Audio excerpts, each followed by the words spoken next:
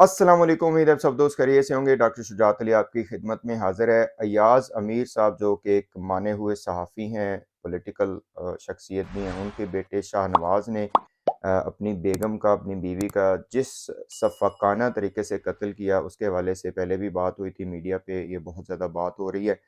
अय्याज़ अमीर साहब ने इस हवाले से अभी तक मैं समझता हूँ कि एक अच्छा किरदार अदा किया है और उन्होंने कहा है कि जी मैं इसमें किसी भी तरह का इन्फ्लुएंस नहीं करूँगा। कुछ बहरहाल सवालात हैं इस हवाले से जो कि बाद में देखे जाएँगे, पूछे जाएँगे। सरदस्त सूरत हाल ये है कि जनाब शाहनवाज़ साहब ने जो बयान दिया है पुलिस के सामने वो बड़ा ही शातिराना है और जनाब कमाल बयान है।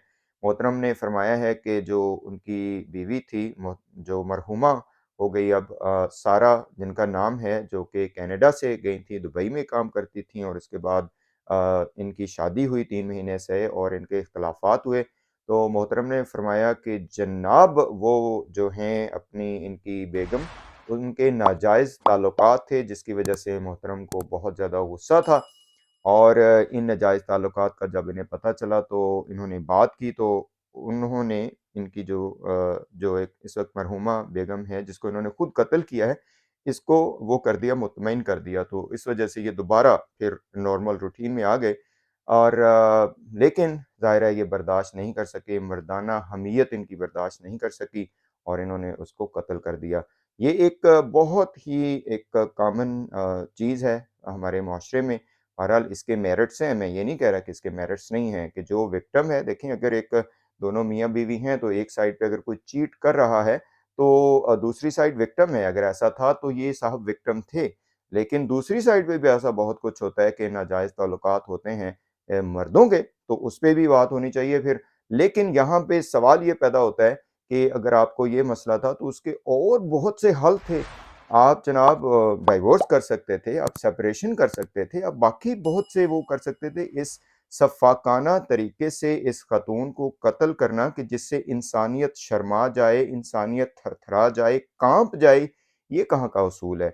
लेकिन लगता ये है कि ये पुलिस की तरफ से या हो सकता है बाकी लोगों की तरफ से सिखा दिया गया हो कि आप ये कह देंगे, तो फिर जनाब लंबी-लंबी डेट्स पड़ेंगी, लंबे-लंबे जनाब वो ट्रायल होंगे और आप बच निकलेंगे।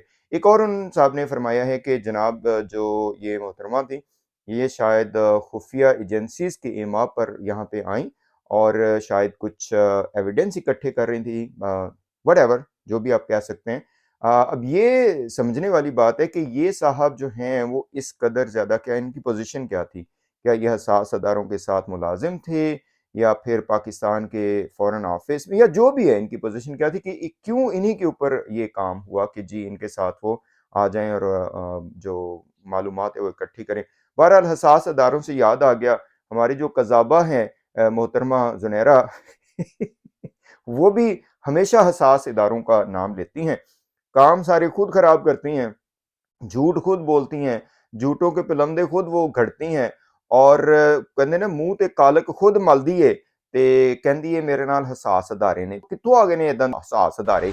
चलो जनाब पंजाबी थोड़ी-सी हम बोल लें ज़रा लौड़ी पंजाबी। तो पूछते हैं मोहतरमा से कि वो हसास अदारे कौन से हैं? तो इन मोहतरम ने भी यही कहा है कि ये जी कुछ मालूमात लेने के लिए आई थी पाकिस्तान के खिलाफ तो इनकी वजह से मसाइल हो रहे थे तो इनकी पाकिस्तान के साथ मोहब्बत जाग उठी और इन्होंने कहा जी बस मैं इस खातून को ख़त्म करके अब जन्नत में रास्ता ले लूँ अपना।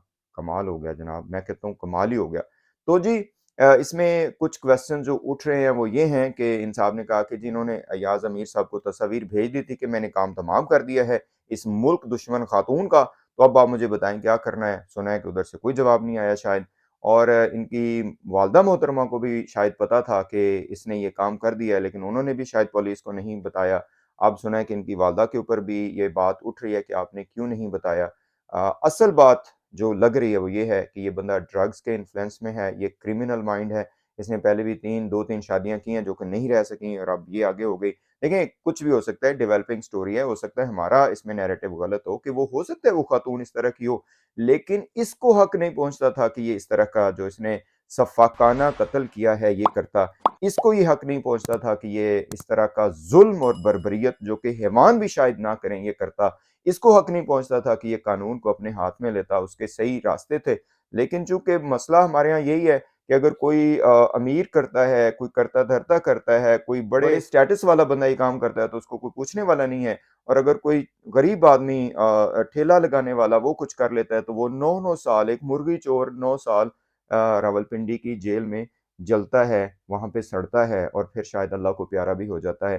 ایک بندے کی آپ کو پتا ہے کہ ڈیتھ ہوئی، 18 سال اس کا زمین کا کیس چلتا رہا، 18 سال کے بعد اس کا فیصلہ ہوا، اس کے حق میں آیا، لیکن کیا ہوا کہ جیسے اس نے فیصلہ سنا اس کی روح پرواز کر گئی۔ یہ ہمارا نظام ہے، یہ ہمارا نظام انصاف ہے۔